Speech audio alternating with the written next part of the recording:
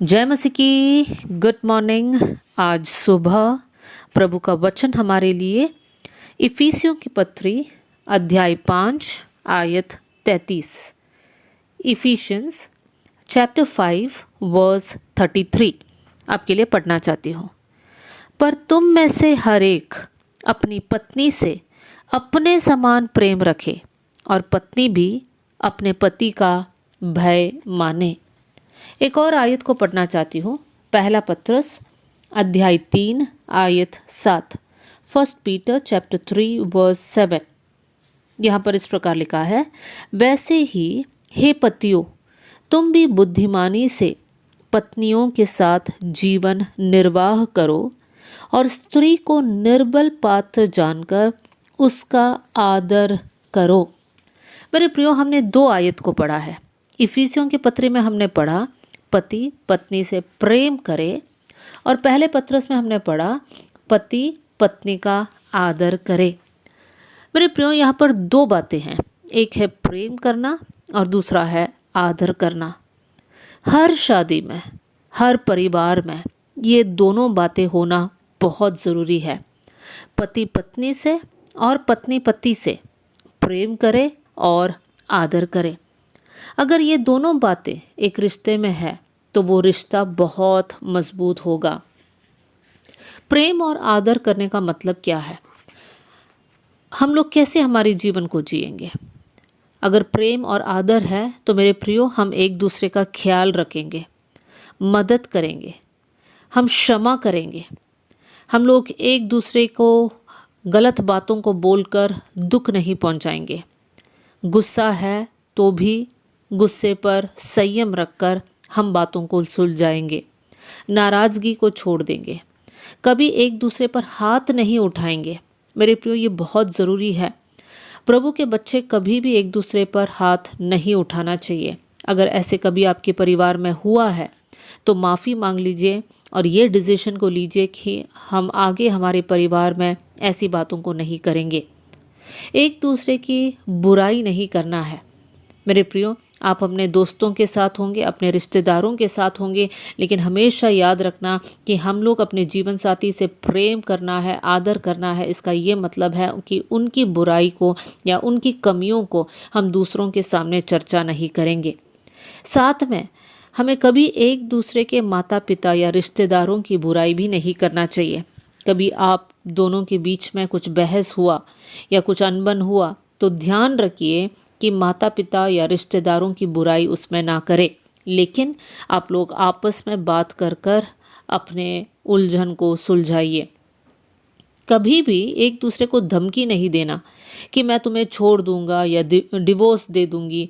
इस प्रकार की बातें कभी भी एक रिश्ते में नहीं आना चाहिए। प्रभु ने हमें जोड़ा है तो हम लोग हमारे जीवन के अंत तक उस रिश्ते में रहे और हम लोग वफादार रहे। मेरे प्रियो, बहुत से वक्त इस प्रकार देखा जाता है कि पति पत्नी से कहता है या फिर पत्नी पति से कहती है कि अरे तुम तो पागल हो, या पागल जैसे क्यों बोल रहे हो। मेरे प्रियो, इसमें प्रेम और आदर कहाँ है? हमारे शब्दों पर हमें बहुत ध्यान देना है। हमारे शब्दों में प्रेम होना चाहिए और आदर करना है। एक दूसरे की कमज़ोरी जानकर एक दूसरे को मदद करना है और साथ में एक दूसरे की क्षमता या वरदान को पहचान कर उन्हें उसमें बढ़ाना है। आप एक मिनट सोचिए, क्या आप अपने जीवन साथी का क्षमता या फिर उनके टैलेंट को पहचानते हैं? आपने क्या किया है उस टैलेंट को बढ़ाने के लिए? हम जब एक दूसरे से प्रेम करते हैं तो उनको आगे बढ़ने में हम हेल्प करते हैं। मेरे प्रियो, साथ में हम एक दूसरे के लिए प्रार्थना भी करना है। अगर हम एक दूसरे से प्रेम करते हैं तो हम उनके लिए प्रार्थना करेंगे, उनकी सुरक्षा को मांगेंगे ताकि उनके आने जाने में परमेश्वर उनके साथ रहे, वो लोग प्रभु में दृढ़ रहे, वो लोग विश्वास में कभी भी कमज़ोर ना हो। इन सारी बातों को लेकर हम उनके लिए प्रेयर करेंगे और साथ में हमेशा एक दूसरे के प्रति वफादार रहना है।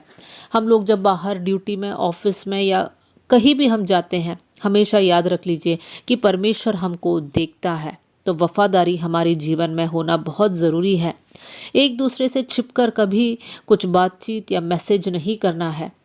अगर मैं अपने जीवन साथी को प्रेम और आदर करती हूँ तो मैं हमेशा उनकी भलाई और खुशी को चाहूँगी।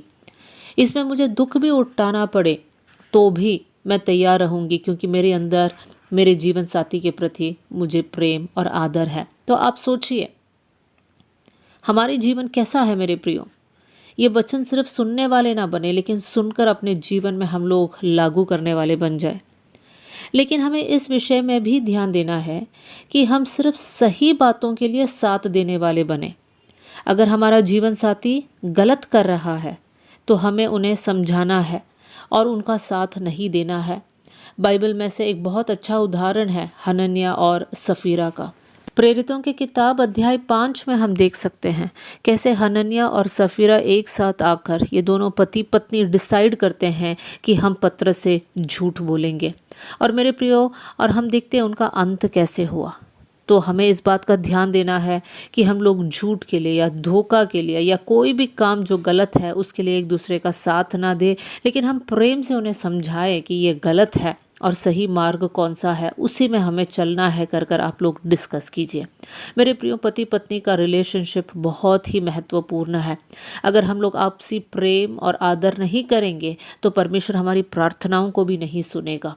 तो आज हम ये डिसाइड करें कि हमारा परिवार में प्रेम और आदर रहे। आइए हम लोग प्रार्थना करें। स्वर्गीय पिता, आज का वचन के लिए मैं धन्यवाद करती हूँ प्रभु जी। परमेश्वर पिता, जितने आपके बच्चे ये वचन को सुन रहे हैं प्रभु, मैं प्रार्थना करती हूँ उनके फैमिली को आप ब्लेस करना परमेश्वर पिता, उनके पारिवारिक जीवन धन्य होने पाए प्रभु जी। प्रभु, उनके परिवार में प्रेम और एक दूसरे के प्रति आदर होने पाए। प्रभु, इस समय पर अगर कोई भी एक टूटा हुआ परिवार से होकर जा रहे हैं परमेश्वर पिता, या फिर एक डिवोर्स की बातें उनके परिवार में चल रही हैं, या फिर एक दूसरे से अलग होकर रह रहे हैं, तो मैं प्रार्थना करती हूँ आप उन पर तरस खाना परमेश्वर पिता, दया करना प्रभु जी। दोबारा एक साथ आने के लिए आपका अनुग्रह उन पर उंडेल देना परमेश्वर पिता। एक दूसरे से प्रेम करने का परमेश्वर एक विशेष अनुग्रह देना प्रभु जी। थैंक यू प्रभु कि आपने हमारी प्रार्थना सुन लिया। प्रभु यीशु मसीह के नाम से हम मांगते हैं, amen. God bless you all. जय मसीह की।